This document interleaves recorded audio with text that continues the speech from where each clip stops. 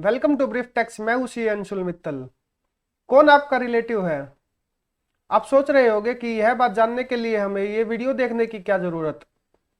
लेकिन बहुत से लोग ऐसे हैं जिन्हें आप तो रिलेटिव मानते हैं, लेकिन इनकम टैक्स एक्ट उन्हें आपका रिलेटिव नहीं मानता। आज की वीडियो में हम जानेंगे कि इनकम टैक्स एक्ट किन्हें आपका रिलेटिव मानता है।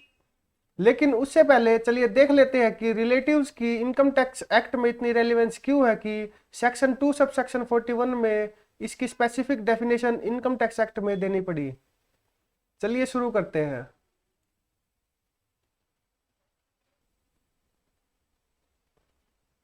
शुभम और पीयूष दो बहुत अच्छे दोस्त हैं। एक दिन शुभम कुछ कैश लेकर बैंक में डिपॉजिट करवाने जा रहा होता है कि रास्ते में उसे पीयूष मिलता है। जब पीयूष शुभम को पूछता है कि तुम कहाँ जा रहे हो, तो शुभम पीयूष को बताता है कि मैं बैंक में कैश डिपॉजिट करवाने जा रहा हूँ। पीयूष शुभम को कहता है कि मैं अभी बैंक की साइड से ही आ रहा हूँ और कैश काउंटर पे तो बहुत लंबी लाइन है। मुझे भी 51,000 रुपये अपने बैंक से निकलवाने थे। क्यों ना हम ऐसा करें कि तुम ये कैश 51,000 रुपये मुझे दे दो और मैं बदले में अपने बैंक अकाउंट से 51,000 रुपये तुम्हारे बैंक में ट्रांसफर कर देता हूँ। शुभम इस बात के लिए एग्री हो जाता है और पीयूष शुभम के अकाउंट में 51,000 रुपये ट्रांसफर कर देता है। थोड़े समय बाद जब शुभम की इनकम टैक्स असेसमेंट चल रही होती है, तो असेसिंग ऑफिसर शुभम से उसके बैंक अकाउंट में क्रेडिट हुए 51,000 रुपये की एक्सप्लेनेशन मांगता है। शुभम असेसिंग ऑफिसर को बताता है कि मैंने 51,000 रुपये अपने दोस्त पीयूष को कैश दिया था, जिसके बदले में पीयूष ने मुझे अपने अकाउंट से 51,000 रुपये ट्रांसफर किए थे। लेकिन असेसिंग ऑफिसर शुभम की इस कहानी को मानने से इनकार कर देता है और कहता है कि ये 51,000 रुपये तुम्हारे सेक्शन 56 सब सेक्शन 2 क्लोज 10 के अनुसार इनकम फ्रॉम अदर सोर्सेज में टैक्सेबल होंगे। चलिए जानते हैं कि सेक्शन 56 सब सेक्शन 2 क्लोज 10 किन रिसिप्ट्स को income from other sources head में टैक्सेबल करता है।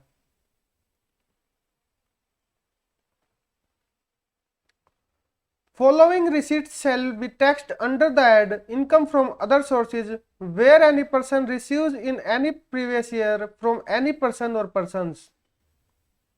Number 1, any sum of money exceeding rupees 50,000 in aggregate without consideration. अगर कोई एसएससी किसी व्यक्ति से 50,000 रुपये से अधिक मनी रिसीव करता है विदाउट एनी कंसिडरेशन, तो यह पूरा का पूरा amount income from other sources head में टैक्सेबल हो जाएगा। Number 2, any immovable property received without consideration if the stamp duty value of such property exceeds rupees 50,000। अगर कोई एसएससी किसी व्यक्ति से 50,000 रुपये से अधिक स्टैम्प ड्यूटी वैल्यू की immovable property without any consideration receive करता है, तो स्टैम्प ड्यूटी वैल्यू का पूरा अमाउंट उस असेसी के income from other sources head में टैक्सेबल हो जाएगा। Number 3, any immovable property received for a consideration less than the stamp duty value of such property and amount of such excess is more than the year of the following the amount of 50,000 rupees and the sum equal to 10% of the consideration. Means अगर कोई assessee किसी व्यक्ति से immovable property for a consideration receive कर रहा है, लेकिन उसकी स्टैम्प ड्यूटी वैल्यू उसके कंसिडरेशन से 50,000 रुपये अधिक है, या उसकी स्टैम्प ड्यूटी वैल्यू उसके कंसिडरेशन का 110% है, तो स्टैम्प ड्यूटी वैल्यू और कंसिडरेशन के बीच का gap income from other sources head में टैक्सेबल हो जाएगा। Number 4, any property other than immovable property received without consideration if the aggregate fair market value of such property exceeds 50,000।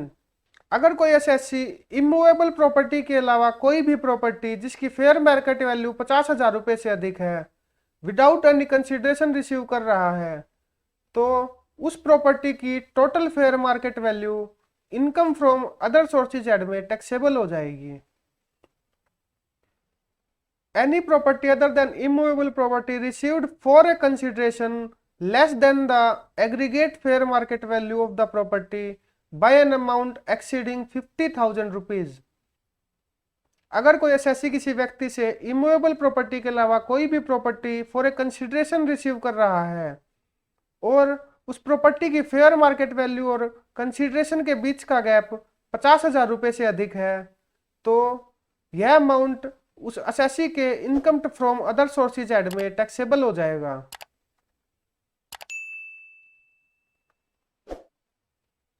कुछ receipts ऐसी भी है जो सेक्शन 56 के सबसेक्शन 2 के क्लॉज 10 में टैक्सेबल नहीं होती। रिसीट्स फ्रॉम एनी रिलेटिव, अगर एसएससी को कोई प्रॉपर्टी इमूवेबल प्रॉपर्टी या मनी रिलेटिव से रिसीव हो रहा है तो यह अमाउंट टैक्सेबल नहीं होगा। On the occasion of marriage of individual, अगर एसएससी को कोई प्रॉपर्टी इमूवेबल प्रॉपर्टी या मनी उसकी शादी के अवसर पर प्राप्त हो रही है, फिर चाहे देने वाला उसका रिलेटिव हो या ना हो, वह अमाउंट सेक्शन 56 सब सेक्शन 2 के क्लॉज 10 में टैक्सेबल नहीं होगा। अंडर ए विल और बाय वे ऑफ इनहेरिटेंस, अगर एसएससी को विल या इनहेरिटेंस के जरिए कोई प्रॉपर्टी या इमूवेबल प्रॉपर्टी या मनी रिसीव हो रहा है तो सेक्शन 56 सब सेक्शन 2 का क्लॉज 10 उस पर एप्लीकेबल नहीं होगा। और भी ऐसी बहुत सी रिसीट्स है जिन पर सेक्शन 56 सब सेक्शन 2 एप्लीकेबल नहीं होता, लेकिन हमने यहाँ पर कुछ रेलिवेंट रिसीट्स का ही जिक्र किया है। चलिए अब जानते हैं कि कौन से रिलेटिव इनकम टैक्स एक्ट के अनुसार एक्चुअल में आपके रिलेटिव है।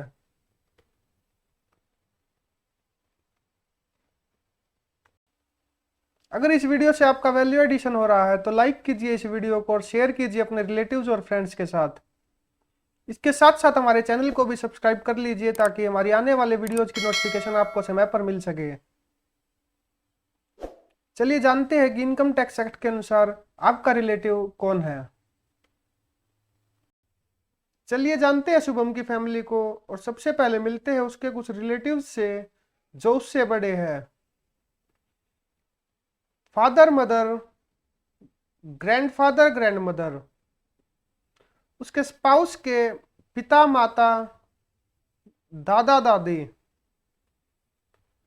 उनके फादर के भाई और बहन और उनके स्पाउस यानी शुभम के चाचा चाची बुआ फूफा एटसेट्रा,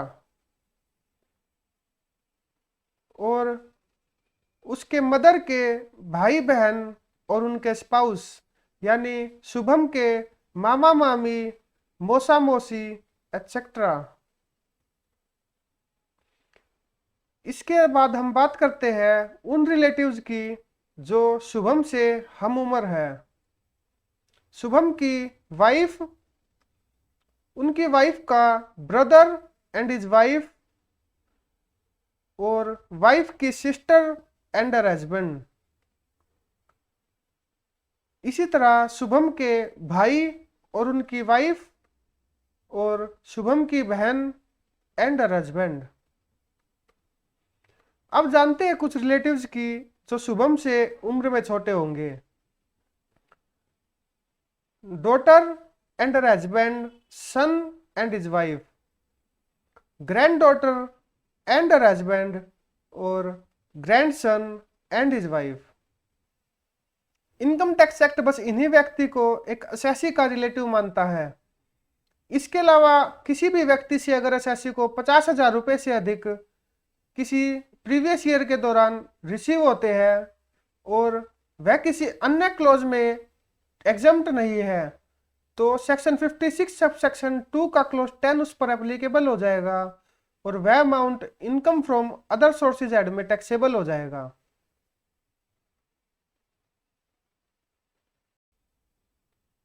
अगर आपने वीडियो अभी तक लाइक नहीं की है तो लाइक कीजिए इस वीडियो को और सब्सक्राइब कीजिए हमारा चैनल।